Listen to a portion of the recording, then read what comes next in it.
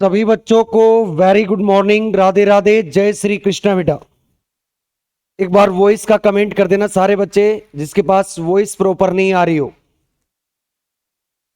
और जिसके पास मैं भी प्रॉपर नहीं आ रहा हूं वो भी मैसेज कर दो।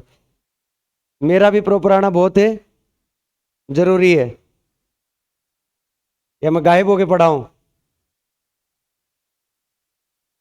हाँ, एक बार वॉइस का कमेंट कर दो सारे, है ना। चलो, तो कल की क्लास में अपन ने क्या डिस्कस किया था? अपन ने जो पहली क्लास में डिस्कस किया था वो ये था कि किसी गांव जाते हैं तो उस गांव जाने का रास्ता क्या है। तो बीएससी थर्ड ईयर गांव है, जाने का रास्ता मैंने बता दिया। और देखो, जाने के बहुत सारे तरीके होते हैं, जैसे अपन कार में जाते हैं, मोटरसाइकिल लेके जाते हैं, कई बार पहले ऊंट गाड़ों पे भी जाया करते थे। तो मैंने क्या फिजिक्स का बताया, मतलब मैंने क्या बताया, मोटरसाइकिल का रास्ता बताया। मैथ वाले गाड़ी में समझते होंगे तो गाड़ी वाला रास्ता बता देंगे। अपने मोटरसाइकिल वाला रास्ता समझ में आ गया पूरा, क्या क्या सिलेबस है और क्या क्या आपका उस जो सिलेबस है फिजिक्स के में, उसमें कौन कौन से पेपर चलते हैं, कौन कौन से पेपर के अंदर यूनिट कौन सी है, वो मैंने कल डिस्कस कर दी थी। अब अपने को पेपर के बारे में एनालिसिस करना, पूरा पूरा किसके बारे में करना, पूरा पूरा पेपर के बारे में। अब मैंने कल भी कहा था तुम्हें एक या दो क्लास तुम्हें ऐसी लगेगी जिसमें बेसिक होगा सारा, बट बेसिक के बाद जैसे ही आप किस में जाओगे, सब्जेक्ट पे जाओगे, तब आपको किसी भी प्रकार की कोई प्रॉब्लम नहीं आएगी। ये अपना वादा है। बीएससी थर्ड ईयर के किसी भी फिजिक्स वाले पेपर में कोई भी दिक्कत नहीं आएगी, ये मेरी गारंटी है। ठीक, चले। तो ऊपर ही ऊपर कल क्या हेडिंग डलवाई थी, देखो दोबारा डाल लो जिसको डालनी है, दोबारा आ जाओ। ऊपर ही ऊपर हेडिंग डालेंगे सारे बच्चे, मैथमेटिकल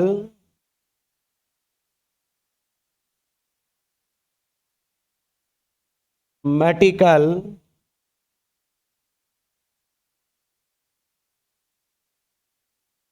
टूल्स ऑफ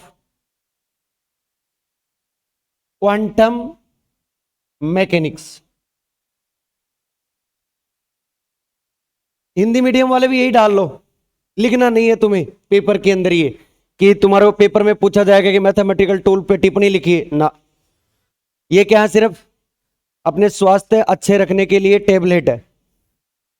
ये आपने जब कभी बीमारी के अंदर आप टेबलेट वगैरह लेके आते हो गांव से, ये डॉक्टर से, तो एक टेबलेट वो हमेशा देते हैं खाली पेट की, कि ये सुबह खाली पेट ले लेना, चाहे आप कोई बीमारी में चले जाना। वो किस लिए देता है कि इन टेबलेटों की वजह से क्या नहीं हो, अपना पेट स्वस्थ रहे। समझ रहे हो? ये वो टेबलेट है जिससे पेट क्या रहेगा, स्वस्थ।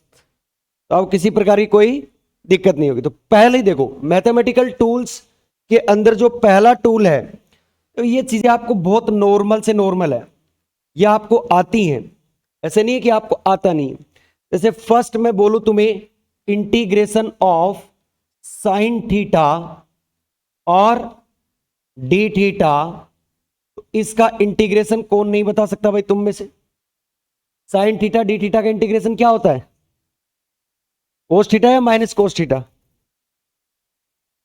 थोड़ा सा क्या कंफ्यूजन है ना, इसलिए क्या लिखवा रहा हूं ये मैथमेटिकल टूल। उस समय क्या नहीं हो, कोई भी दिक्कत नहीं हो। क्या होगा, माइनस का कॉस थीटा और प्लस में क्या लगेगा, सी। क्लियर है, कोई दिक्कत? अब जैसे मैं तुमसे दूसरा पूछूं, ये तुम्हें नॉर्मल है कि क्लास का क्या पढ़ा रहे हैं, कुछ नहीं, मैं सिर्फ ये रिवाइज करा रहा हूं बेटा, पढ़ा नहीं रहा हूं। कोस थीटा का इंटीग्रेशन क्या होगा, कोस थीटा डी थीटा का इंटीग्रेशन क्या होगा,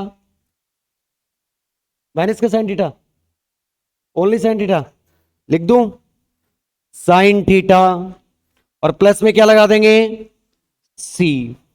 अब मैं तुमसे छोटी सी चीजें पूछूं, देखो बुरा मत मानना, मैंने पहले दिन ही कहा था। अब तो ठीक है, आगे नहीं होना चाहिए चीजें, क्या नहीं होनी चाहिए आगे। तीसरी चीज मनमोहन, जैसे साइन और एन थीटा है, या आप एन पाई बोल सकते हो, ठीक है ना, एन पाई ले लो, एन पाई। तो साइन एन पाई की वैल्यू क्या होगी, यदि एन इंटीजर है तो, मैं किसकी बात कर रहा हूं, यदि एन इंटीजर है तो साइन की वैल्यू क्या होगी, क्या मिलेगी आपको? ये कंफ्यूजन है ना, बीएससी थर्ड ईयर में आने के बाद भी कंफ्यूजन है। कई बार क्या होता है, लड़के क्या समझते हैं, अरे यार ये मास्टर तो क्या कर रहा है, टाइम पास कर रहा है। देखो, सब लोग एक जैसे नहीं होते। मैं मानता हूं कुछ बच्चों को आता भी होगा जो, बट मैं ये चाहता हूं कि आगे से कोई गलती ना हो, इसलिए मैथमेटिकल टूल्स लिखवा रहा हूं। साइन एन पाई की वैल्यू क्या होगी, इंटीजर है यदि एन तो हमेशा 0। चौथे नंबर की बात करूं मैं, तो कोस और एन पाई, क्या बोला मैंने, कोस एन पाई, यदि एन क्या है, इंटीजर है, तो एन इंटीजर है, तो अब मुझे बताओ आप कि इसकी वैल्यू क्या होगी। नहीं पता ना इसकी वैल्यू, इसकी वैल्यू आपको याद रखनी है, माइनस से 1 की पावर एन, क्या होगी, -1 की पावर एन। अब यहां जो एन की वैल्यू होगी वो ऊपर लगा दो। मान लो यार 2 पाई था, तो -1 की पावर 2 कितना हो गया, +1। यदि 1 था तो -1 की पावर 1 यानी क्या आ गया। तो बात किस पे डिपेंड कर रही है इसकी, एन पे। ये मैं जाके आगे कहां काम में लूंगा, अरे मैं बहुत जगह यहां पे यूनिट फर्स्ट और यूनिट सेकंड में पूरे में काम में लेने वाला हूं। मैं एक्सेप्टेशन वैल्यू निकलवाऊंगा, तब मैं वहां नहीं बताऊंगा, पहले बोल रहा हूं। फिर कहोगे ये मास्टर तो खोल के नहीं बता रहा। मास्टर क्यों नहीं खोल के बता रहा, क्योंकि मास्टर ने पहले टेबलेट दी थी, तब ली नहीं आपने, तब तो सोचा मैं ठीक हो गया। मास्टर की तो कोई गलती है नहीं, फिर भी गलती होगी मास्टर की, इसकी वजह से मेरे तो नंबर कम आए थे, इसी ने तो नहीं पढ़ाया। सही है जतिन, गलती रहती है, खुल के बोलो, कोई दिक्कत नहीं है, बस गाली मत देना।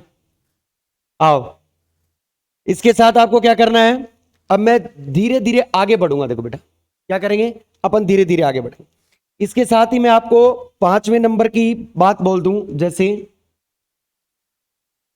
जैसे आपने एक साइन थीटा की जो फॉर्मूला है वो ए की पावर के अंदर पढ़ा है, और एक फॉर्मूला आपने और पढ़ा है। कौन सा पढ़ा, लिख लेकर टाइम दूंगा आराम से, पहले दिन ही बोल दिया था। क्या लिखा था, कोस थीटा का। ये दोनों फॉर्मूले क्या आपके कभी काम में आए ही नहीं, चाहे वो बीएससी फर्स्ट ईयर हो चाहे वो बीएससी सेकेंड ईयर हो, आए हैं पक्का काम में। ए की पावर में लिखते थे, एक हाइपरबोलिक में था, एक विदाउट हाइपरबोलिक था। एक में क्या आता था, आयोटा आता था नीचे, एक में नहीं आता था। एक में आयोटा आता है, एक में आयोटा आता ही नहीं, हाइपरबोलिक वालों में आयोटा नहीं आता है। समझ रहे हो आप बात, जैसे इसके फॉर्मूले आपको याद भले ही हैं, और मैं एक बार फिर से रिवाइज करा देता हूं। साइन थीटा का फॉर्मूला क्या होता है बेटा, ई की पावर आयोटा थीटा और माइनस ई की पावर माइनस आयोटा थीटा, और डिवाइड में क्या होता है, 2 आयोटा। क्या होता है, 2 आयोटा। कोस में ये फॉर्मूला कैसे हो जाता है, ई की पावर आयोटा थीटा और प्लस ई की पावर माइनस आयोटा थीटा, और डिवाइड में 2 आयोटा नहीं आएगा। क्या नहीं आएगा इसमें, आयोटा नहीं आएगा। तो आपने देखा ये चीजें क्या है, आप क्वांटम मैकेनिक्स के नोट्स उठा के देख लेना, आगे जाके जहां जहां ये सारी चीजें काम में आएंगी। क्या आएंगी, ये सारी चीजें काम में आएंगी। ऐसे नहीं है कि एक चीज भी काम में नहीं आ रही है, मैं पहले बोल रहा हूं भाई, सारी चीजें क्या आएंगी, काम में। तो आपको कम से कम क्या करना है कि इन फॉर्मूलों का रिवाइज जरूर करना है। भाई अपन ने नोट्स पढ़ना चालू किया, उससे पहले एक बार फॉर्मूले देख लिए, क्या हो गया। हमेशा कोई छोटा भाई आके पूछ ले, मान लो 10th 12th या 11th में है, कई बार बोले भाई साहब ये बताना साइन थीटा, फिर क्या कहोगे, अरे रुक मैं तो सब्जी लाने जा रहा हूं, अरे यार मैं तो वो काम करने जा रहा हूं। क्यों जा रहे हो काम करने, क्योंकि उस समय आपको वो मेमोराइज नहीं है। और मेमोराइज नहीं होने का ही वो कारण क्या है, मेमोराइज होने नहीं होने का वही कारण है कि आपको वो चीजें आती नहीं है। इसलिए आदमी क्या कर रहा है, वहां से कल्टी मारने की कोशिश कर रहा है। समझ रहे हो, तो पहला पेज पे फटाफट मैथमेटिकल टूल में राइट डाउन करो ये 6 फॉर्मूले, फिर आगे की ओर राइट डाउन करवाते हैं ना, तरीके से करना भाई, है ना। कहीं दिखे नहीं तो बात बता देना मुझे। ऑनलाइन वालों, तुम भी भाई बता देना, कहीं पे भी तुम्हें दिखाई नहीं दे, ठीक है, तो वहां आप बता सकते हो।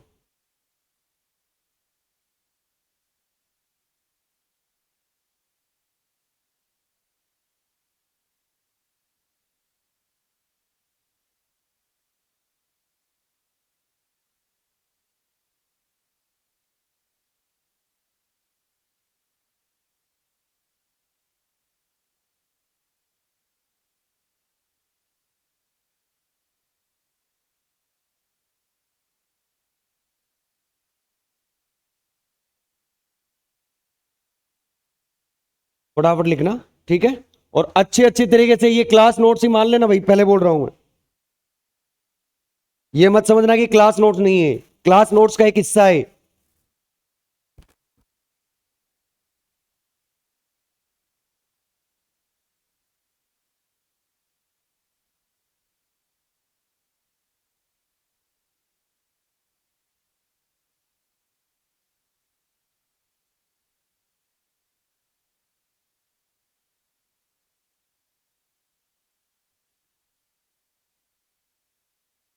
फटाफट उतार लो भाई सारे बच्चे।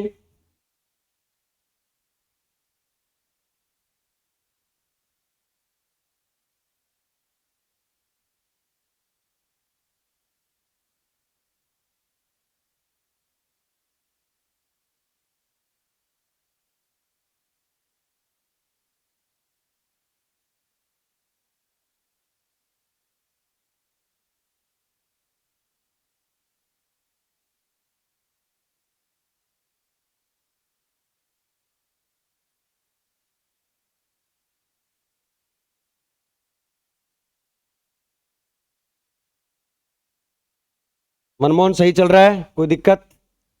अंकित, जतिन,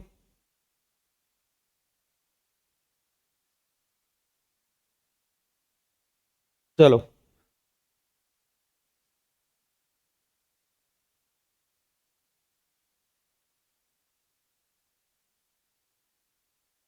तेरे तो लिखे हुए होंगे ना पहले?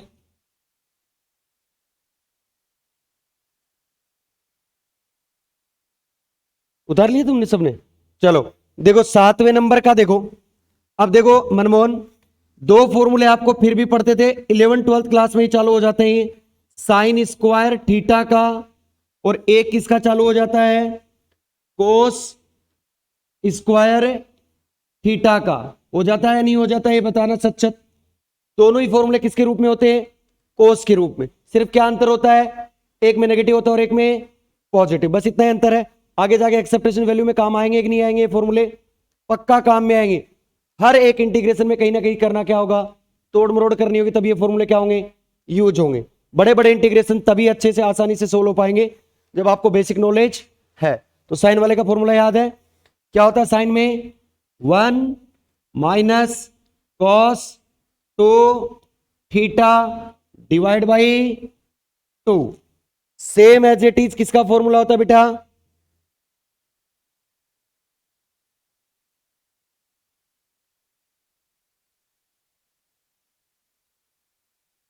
एट्थ नंबर कौन सा है? Cos square theta. क्या होगा कोस स्क्वायर थीटा का फॉर्मूला?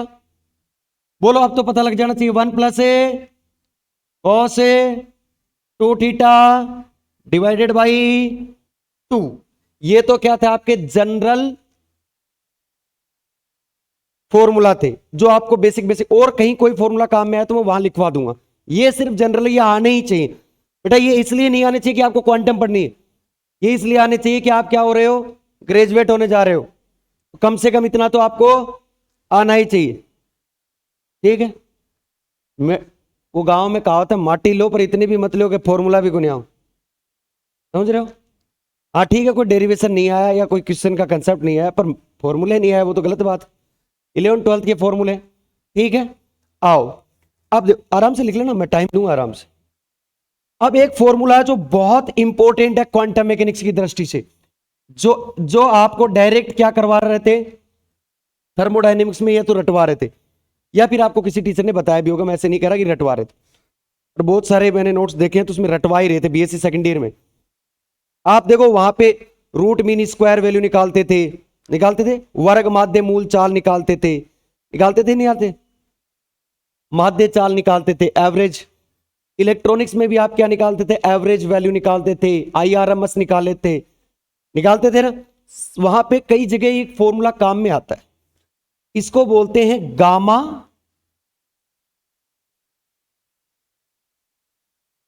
इंटीग्रेशन। क्या बोलते हैं इसको? Gamma integration. गामा इंटीग्रेशन के दो मोड बताए होंगे आपको, जब भी बताए होंगे। क्या बताए होंगे? ये 9 नंबर का है, ठीक है ना, पर वेरी वेरी इंपॉर्टेंट। तो गामा इंटीग्रेशन के आपको, गामा समाकलन के क्या बताए होंगे? दो रूप बताए होंगे। ये गामा समाकलन होता है, मैथ में भी पढ़ा होगा बेटा आपने ना।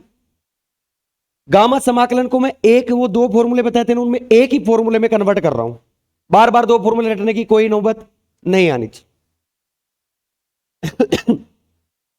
पहली बात तो क्या ध्यान रखनी है आपको, लिमिट कहां से रहनी है, जीरो से इनफाइनाइट। क्या रहनी चाहिए, जीरो से इनफाइनाइट। उसके बाद आपका फॉर्मूला आप बना सकते हो, एक्स की पावर एम, क्या है, एक्स की पावर एम ए की पावर माइनस अल्फा एक्स की पावर एन इंटू डीएक्स। यही वाई में होता तो वाई की पावर एम ए की पावर अल्फा वाई की पावर एन डी वाई। क्या जेड में नहीं हो सकता था, हो सकता था ना। आओ अब इसको सोल्व करने का तरीका देखो। देखो आपको कुछ नहीं करना, ये एम और एन पता चल जाएगा। सबसे पहले ये पावर देखो कौन सी है, एन, इसको उठा के कहां लाओ, नीचे, 1/n ले आए। फिर लगाओ गामा का निशान और क्या लिखो, m+1/n। क्या लिखोगे, m+1/n। ये जो इस ब्रैकेट के अंदर है ना, सेम एज इट इज नीचे क्या लगा दो, अल्फा की पावर, यानी m+1/n। कोई दिक्कत वाली बात, कैसा भी फॉर्मूला कर सकते हो। अब आपके एक दिक्कत आ गई, फिर ये गामा वाले चीजों को सोल्व कैसे करेंगे। भाई गामा में कोई चीज मान लो, गामा 5 आ गया, गामा 7 आ गया, गामा 7/2 आ गया, गामा 5/2 आ गया, बहुत सी जगह आएगा, तुम उसको सोल्व कैसे करेंगे। आओ गामा सोल्व करने का तरीका भी बताते हैं। देखो गामा आराम से सोल्व हो सकता है, कोई इसमें बड़ी चौड़ी बात नहीं है, ठीक है।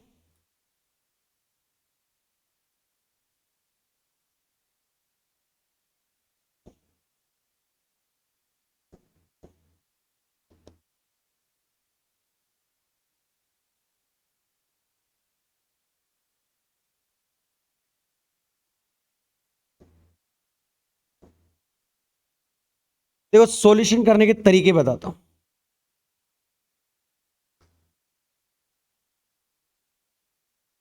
यदि कहीं आपको गामा n+1 दिया हो तो जतिन बता भाई क्या आएगा वो, गामा एन आएगा या फैक्टोरियल एन, फैक्टोरियल एन। क्या आएगा, फैक्टोरियल एन, फैक्टोरियल एन। नहीं समझे, क्या हो गया,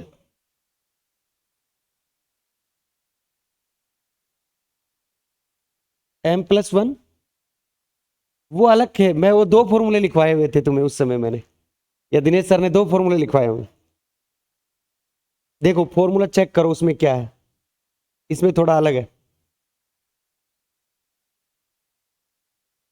चेक कर, सेम है क्या, ले देख, नहीं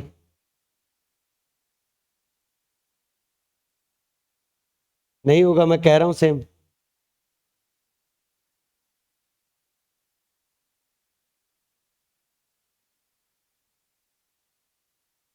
चल देखते हैं, आ एक बार, फैक्टोरियल एन। अब समझ में नहीं आया फैक्टोरियल एन खुलेगा कैसे, नहीं आया ना।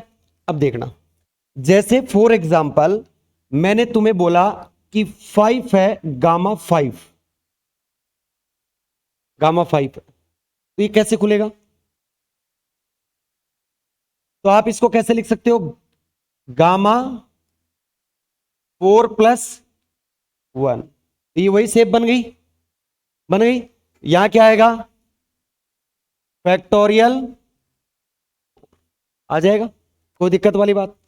अब एक स्टैंडर्ड वैल्यू याद रखनी है आपको, कौन सी स्टैंडर्ड वैल्यू याद रखनी है, गामा 1/2 की, और इसकी वैल्यू कितनी होती है, √पाई, कितनी होती है, √पाई। अब आपको जो सीधे सीधे दिए इंटीजर वैल्यू दिएंगे 5 4 6 8, उनको तो खोलोगे, कम एक कम करके फैक्टोरियल खोल लो, पर जैसे आपको दे दी जाए कि मैं तुम्हें बोलूं कि सर सबसे पहले आप बताओ कि किसकी वैल्यू बताओगे, कि गामा 3/2 की वैल्यू कितनी होगी, तो आप इस 3/2 को क्या लिख सकते हो, गामा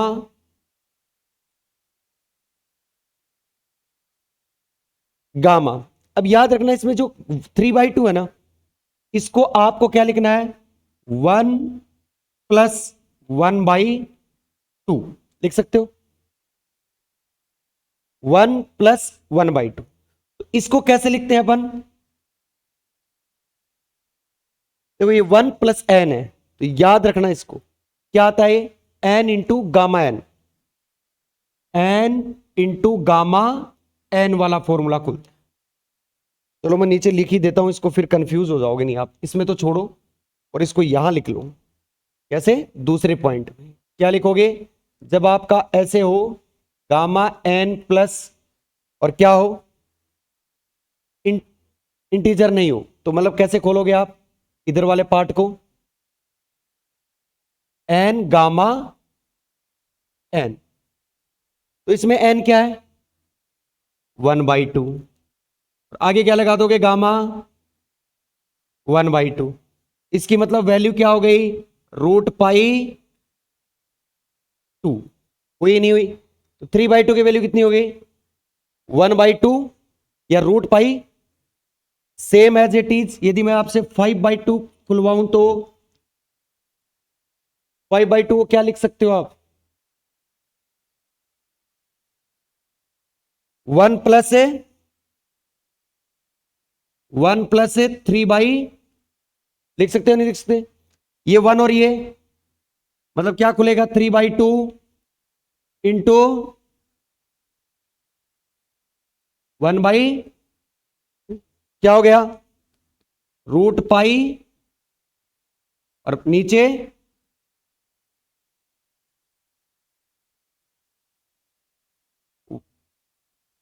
1/2 क्यों खुलेगा,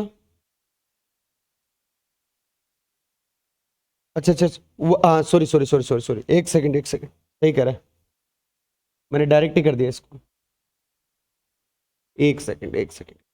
हाँ अब देखो, 3/2 और ये क्या आएगा, 3/2, तो ये क्या आ जाएगा देखो, 3/2 फिर 1/2 और फिर गामा 1/2, मतलब क्या आ गया, 3/4 और √π।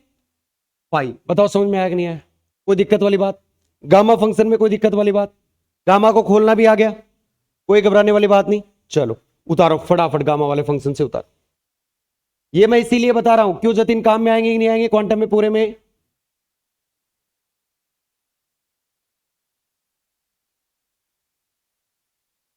यहीं से करवाया था या पहले करवाया था, 7वें नंबर से, ठीक, उतारो 7वें।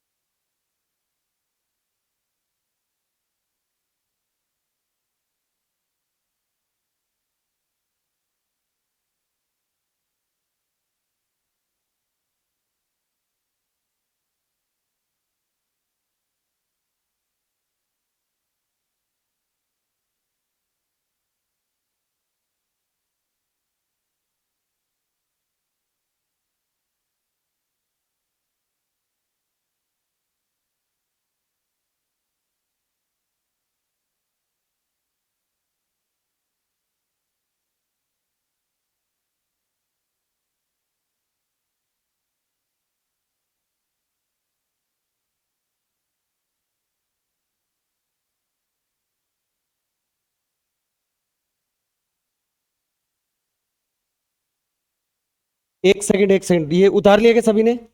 इसके अंदर चेंज करना, जो एक गामा एन होगा ना, इसकी वैल्यू में चेंज करना है यार, एक सेकंड रुको। ये एन माइनस वन फैक्टोरियल करना है इसको थोड़ा सा तरीके से। जैसे 5 है तो क्या लिखोगे इसको? 5 - 1 का फैक्टोरियल। तो गामा 5 हुआ तो क्या आएगा? ये तो गलत लिख दिया ना। 5 - 1 यानी 4 फैक्टोरियल, ऐसे चेंज करना है इसको। और वो सही है ये फॉर्मूला ना।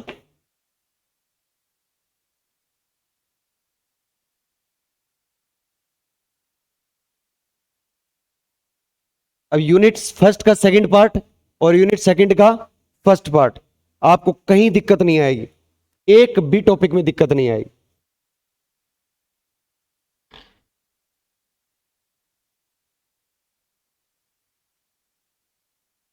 उतार लिया?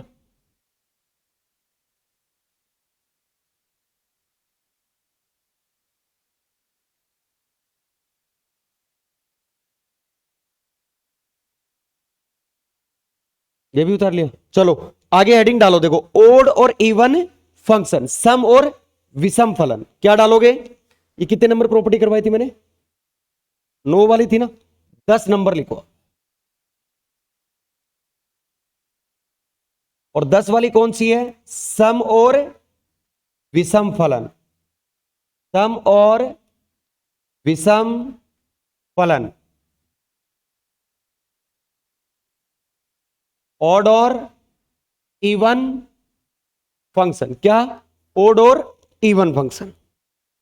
उतार लिया? अब बहुत सी जगह आपको पहचानने पड़ेंगे। ओड इवन फंक्शन का मैं इसलिए नहीं बता रहा कि आपको पता नहीं। काम क्या होगा कि हमारे लिए कुछ चीजें सहूलियत हो जाएगी वहां पे, देखना आप, बहुत इजी पार्ट हो जाएगा वहां। अब ओड और इवन फंक्शन आप सब जानते हो कि क्या होता है। सबसे पहले जैसे मैं बात करूं किसकी, इसमें पहले की, और किसकी बात करूं मैं? यदि ओड फंक्शन की बात करूं, किसकी बात करूं मैं? Odd function. ओड फंक्शन कौन सा होता है? विषम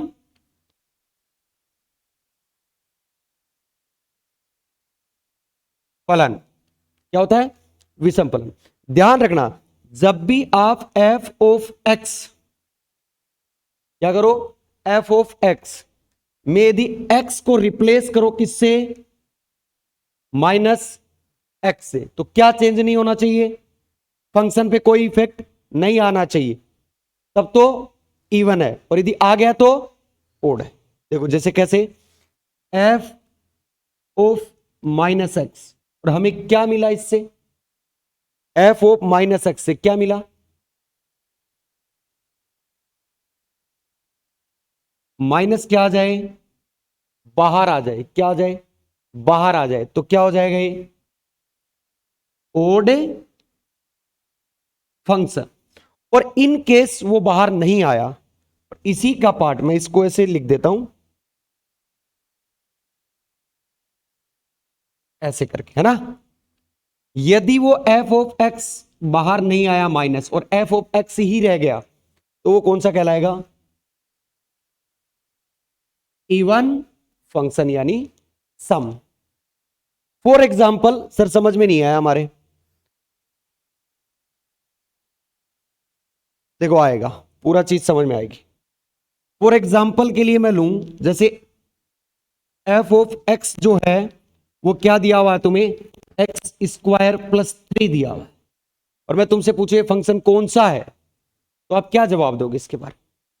चलो, जैसे मैं इसकी जगह एक्स की जगह रिप्लेस करके देखो, क्या? माइनस, तो रखो जरा, एफ ऑफ माइनस एक्स, या रखोगे माइनस एक्स का होल स्क्वायर प्लस 3। स्क्वायर में कोई इफेक्ट पड़ता है क्या?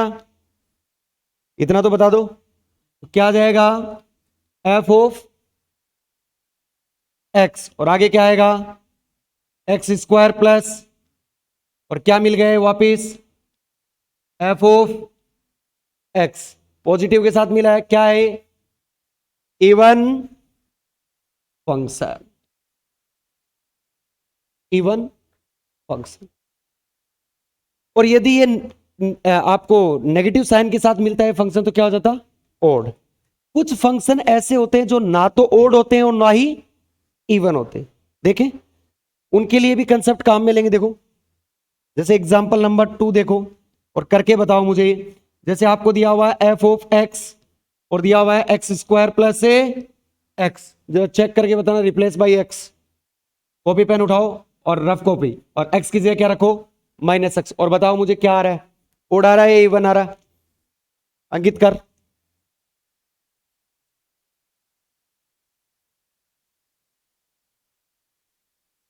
आज मैं बेसिक बेसिक पोर्शन करवा दूंगा, कल से स्टार्ट करेंगे भाई क्वांटम मैकेनिक्स अपना, फिर भी बीच बीच में नहीं बताऊंगा फॉर्मूले।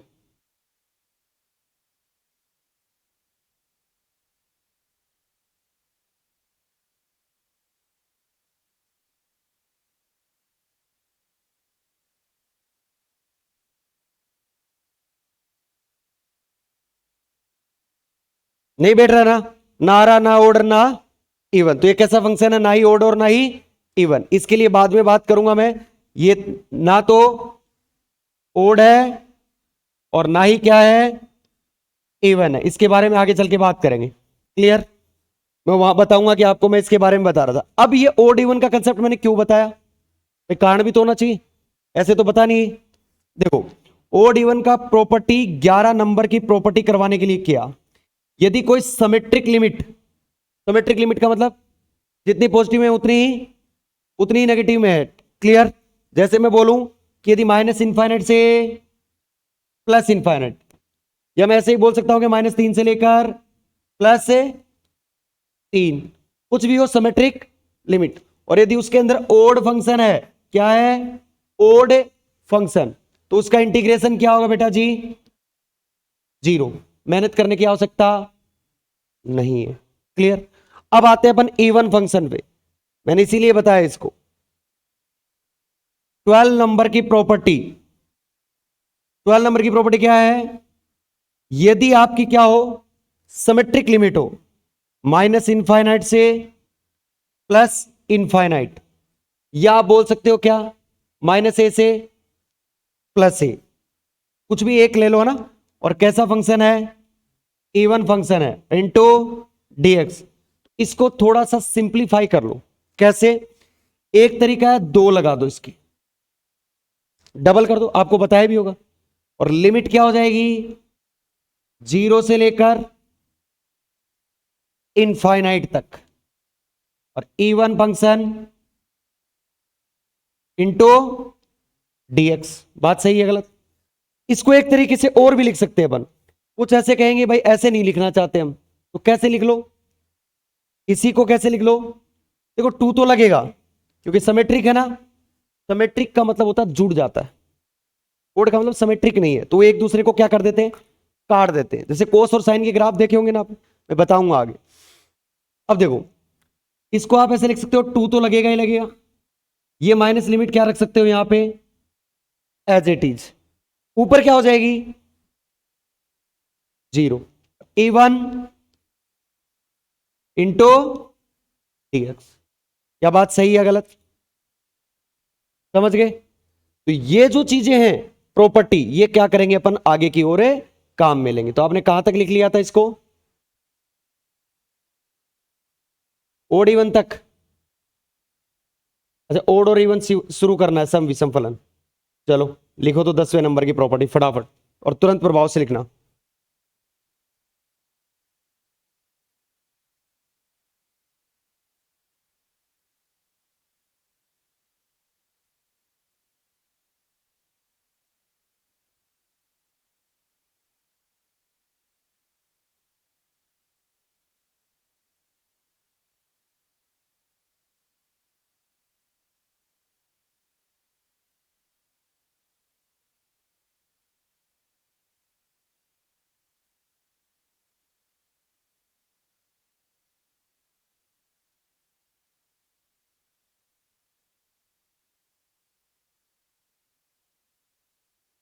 कर लिया,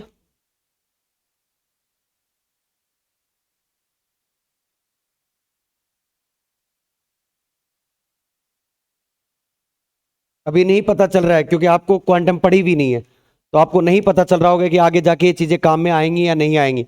बट हाँ मैं तुम्हें बता दूं कि अब थोड़े दिन के बाद आपको खुद को लगने लग जाएगा कि ये सारी चीज क्या हो रही है, आगे जाके यू जा रही है कहीं ना कहीं। समझ गए मेरी बात?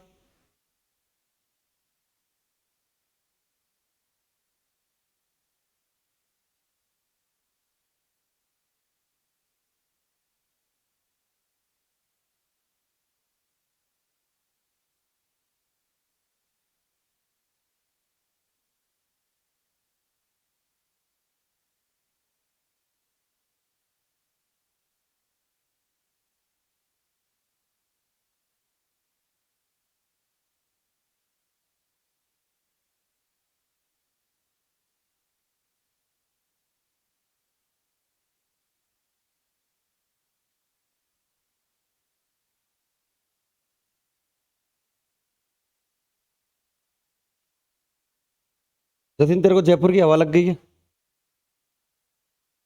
क्या? जीटीवीटी घूमने लग गया क्या तू भी? AWT पे गया था? एक दो बार गया है? फिर कैसा लगा? अच्छी चीज है? हाँ,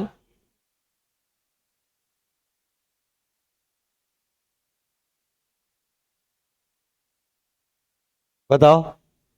बता मनमोहन। रात को ज्यादा टाइम स्पेंड करता है फोन पे? वो मोह माया तो नहीं पाल रखी ना? पक्का? ठीक है, महिला मित्र से दूर रहना है।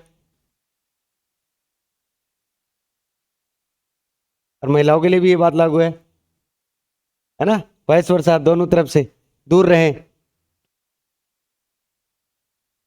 ये आपको पता है, पॉजिटिव नेगेटिव अट्रैक्ट बहुत है, जल्दी होते हैं। ये पॉजिटिव पॉजिटिव चार्ज रखो, नेगेटिव नेगेटिव चार्ज रखो।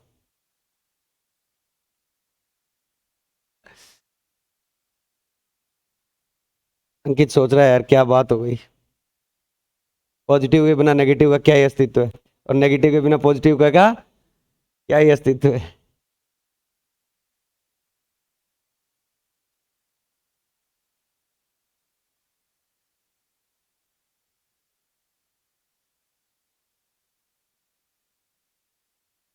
और जिस बच्चे को ऑफलाइन कोचिंग करानी है वो रजिस्ट्रेशन करवा देना रे भैया। बस दूसरी बिल्डिंग नहीं लेंगे, बस इसी में चलाएंगे। क्यों मनमोहन? ऑनलाइन लो। उतार लिया सभी ने? आओ, एक 12वें नंबर की प्रॉपर्टी और देख लो, फिर अपन अपने टॉपिक पे चलते हैं बेटा ना। क्या है? कॉम्प्लेक्स और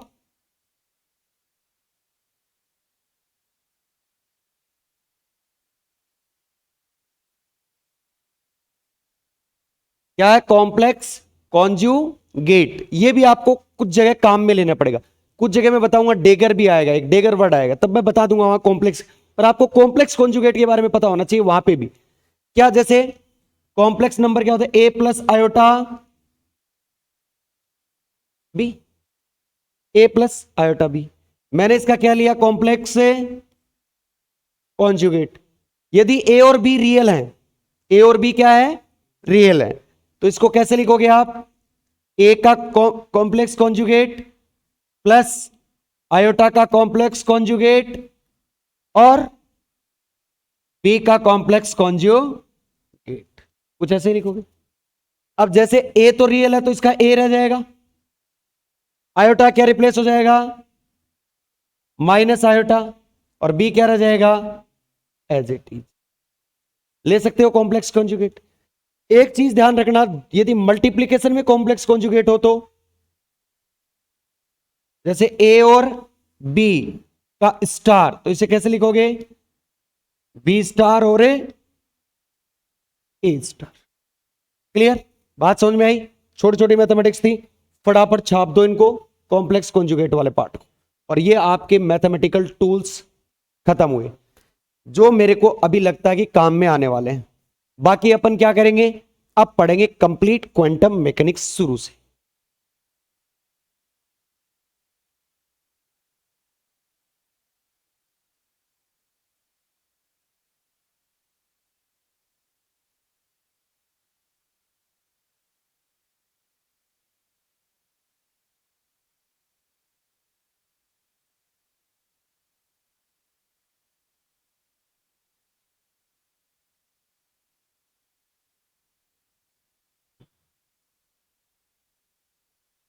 क्लियर है?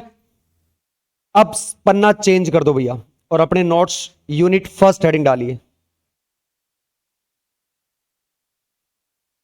ये काम में आनी चाहिए। मैं पहले बोल रहा हूं मनमोहन, कल याद करके आओगे नित्य फॉर्मूलों को। मैं कभी भी बीच में पूछ सकता हूं इन फॉर्मूलों को। देखो, फीस कम की है इसका मतलब ये नहीं है कि मेरे को ही दबाओगे हर चीज में। समझ रहे हैं मेरी बात?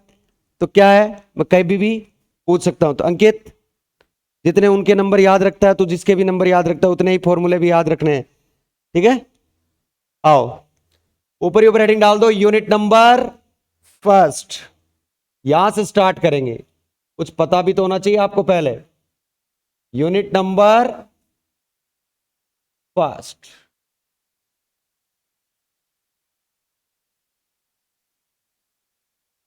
यूनिट नंबर फर्स्ट, और कॉपी पेन साइड में रखो। आओ, पहले तुम्हें तो कल मैंने बता दिया था, थोड़ा सा बीच में सुन लो सारे बच्चे जो भी अब नया वीडियो देख रहे हैं।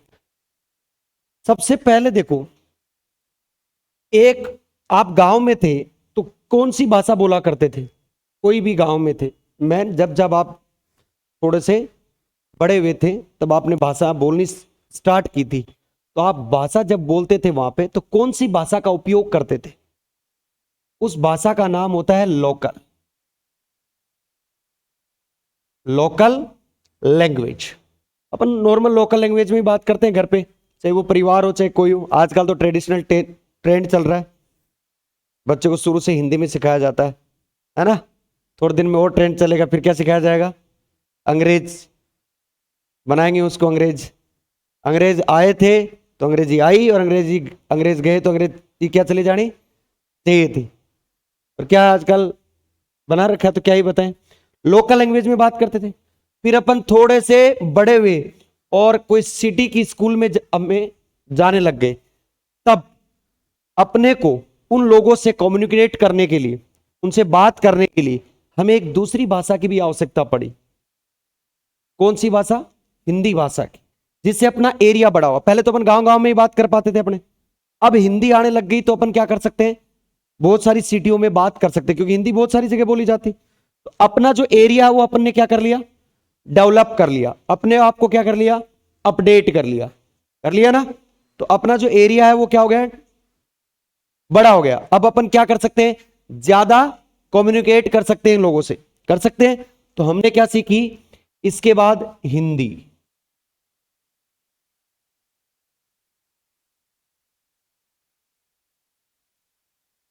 क्या सीखी? हिंदी। अब हिंदी आने के बाद भी अब मैं एक दिन क्या चला गया, साउथ में चला गया। साउथ में जाते ही मेरे क्या उड़ गए, तोते। ना तो मेरे को समझ में आ रहा, ना मैं उनको समझा रहा वो चीज समझ में। तो मेरे को साउथ में कम्युनिकेट करने के लिए कौन सी लैंग्वेज चाहिए? वहां इंग्लिश थोड़ी ठीक है, और इंग्लिश लगभग जगह पर टूटी फूटी क्यों ना हो, समझ जाता आदमी कहना क्या चाहता है। अपन भी तो अंग्रेजों से बात कर लेते हैं, फोटो खिंचवानी है तो आप कह देते हो ना, तो उसके भी समझ में आ जाता है ये फोटो खिंचवाने के लिए बोल रहा है। बाकी अपन थोड़े ऐसे तो है ही, एक्सप्रेशन से तो बता ही देते कि हम क्या चाहते हैं जिंदगी में। ठीक है, एक्सप्रेशन का ही खेल है सारा। तो उसके बाद किस पे आए अपन,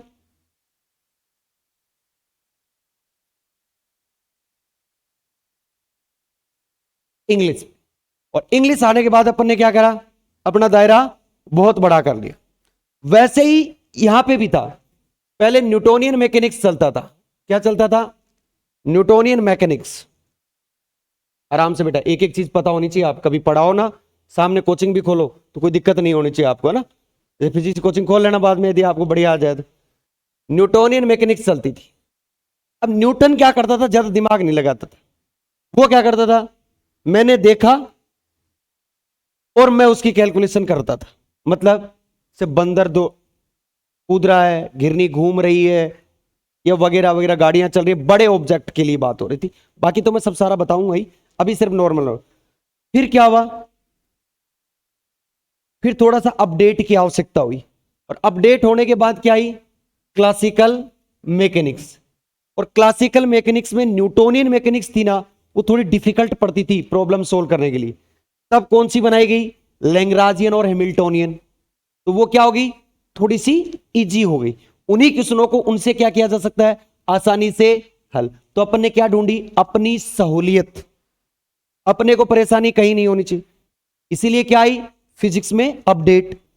उसके बाद जैसे क्वांटम मैकेनिक्स, क्योंकि क्लासिकल मैकेनिक्स क्या हुआ, भयंकर रूप से फेल हो गया था कुछ जगह, जिसके नाम मैं कल बताऊंगा। 4-5 नाम है, वो जो फिनोमिना बोलते हैं इसको, है ना, फिनोमिना में भयंकर रूप से फेल हो गया, बता ही नहीं पाया। वो कहते हैं दो झापड़ मार के चोर को पूछे तो बता, हकड़ा पकड़ा लग जाता है। वैसे क्लासिकल मैकेनिक्स क्या हो गई, अब पूछे कुछ बताए कुछ, क्योंकि उस समय तक आइंस्टाइन आ चुके थे, जो तीसरे ग्रह की बात करते थे, मैं ट्रेन को ये लाइट वेलोसिटी से घुमा दूं, इसको ये कर दूं, उसको वो कर दूं, लाइट वेलोसिटी की बात होने लगी। ठीक, तो उसके बाद क्या हुआ, एडवांस क्वांटम पे आया गया, एक्यूएम पे। ठीक, एक्यूएम से क्वांटम फील्ड थ्योरी पे आया गया, क्यूएफटी पे। तो ये क्या हो रहा है, एक सीढ़ी दर अपन अपडेट होते जा रहे हैं। अपना मोबाइल लाए थे तो हर 15 दिन के बाद क्या करता है, नया अपडेट आ जाता है। क्या करते हैं, कुछ छोटी मोटी चीजों को सही कर देते, जो चीजें उनको लग रही थी कि ये चीजें अननेसेसरी हैं या अपने यूज नहीं है या इनका यूज आगे जाके सही नहीं हो रहा, उनको अपडेट कर देते। सेम ऐसे ही Newtonian mechanics, classical mechanics, quantum mechanics, AQM, QFT. ठीक, ये आप जाके कहां पढ़ोगे, एमएससी फाइनल में क्वांटम मैकेनिक्स पढ़ ही रहे हो आप। तो ये क्या एक लैंग्वेज की जैसे थी, और इसमें क्या हुआ कि 4 फिनोमिना ऐसे आए जिनको समझाने में क्लासिकल मैकेनिक्स भयंकर रूप से क्या हो गया, फेल हो गया। अब वो क्या थे फिनोमिना, वो मैं कल बताऊंगा। उनमें कहां कमी आई, क्यों कमी आई, कैसे कमी आई, वो सारी की सारी बातें क्या करेंगे कल। ये चीज ना तो लिखनी है ना बात, कल सबसे पहली हेडिंग डलेगी development of quantum mechanics, quantum सिद्धांत का विकास। कैसे तो विकास हुआ, क्यों क्वांटम आई, कहां उपयोग होती है, क्या क्या होता है, तो वो सारी चीज अपन क्या करेंगे कल के लेक्चर में डिस्कस। इसका मतलब ये दोनों लेक्चर क्या थे आपके लिए, सिर्फ बेसिक लेक्चर। पहला तो इसलिए काम का था कि भाई अपने को पता होना चाहिए अपने को क्या क्या पेपर चलते हैं, कौन कौन सा फर्स्ट पेपर है, कौन सा सेकंड और कौन सा थर्ड। दूसरा लेक्चर में अपन ने क्या बताया कि उस पेपर में फॉर्मूलाज कौन से काम में आने वाले हैं। अब क्या करेंगे अपन, डिटेल से लिखेंगे। याद रखना इंग्लिश और हिंदी दोनों को लिखवाऊंगा प्रॉपर वे में, क्योंकि मेरे को क्लास आराम से लेनी है, मेरे पास खूब टाइम है। ऐसे तो है नहीं कि इस बार अपन क्लास नहीं लेंगे। शुरू से 1 घंटे की क्लास चल रही है, शुरू से धीरे धीरे धीरे क्या होते चलेंगे, अपन भी अपडेट हो जाएंगे। और क्लास कितनी देरी कर देंगे, 1 घंटे 15 मिनट, फिर 1 घंटे 30 मिनट, और फिर संडे को कितना कर देंगे, 2.5-3 घंटे की। तो फिर क्या हो जाएगा अपना आराम से। पर ऐसे नहीं है कि 3 घंटे की मैं क्लास लूंगा, उसमें आपको 1% भी ऐसा लगेगा कि ये 3 घंटे की क्लास। अभी तो लग रहा होगा, कुछ दिन बाद चहल पहली हो जाएगी तो आपको नहीं लगेगा, माहौल बन जाएगा। और माहौल बनने के बाद आदमी को क्या लगता है, जब पैदल अपन कहीं जाते हैं तो क्या होता है, साथ वाले रहते हैं तो माहौल बनाते हुए चलते हैं, अपन पैदल डिस्टेंस का पता नहीं चलता। वैसे समय का भी आपको पता नहीं चलेगा। ठीक है, सारी चीज बताऊंगा कैसे और क्या आई, साथ बनाए रखना। आज के लिए इतना ही। और जो बच्चे ये यूट्यूब पे वीडियो देख रहे हैं वो शेयर किया करो अपने साथ वालों के लिए, अच्छा लगे तो, नहीं तो छोड़ दिया करो। ठीक, आज के लिए राधे राधे, जय श्री कृष्णा। कल सुबह मिलते हैं 9 बजे। जय श्री कृष्ण।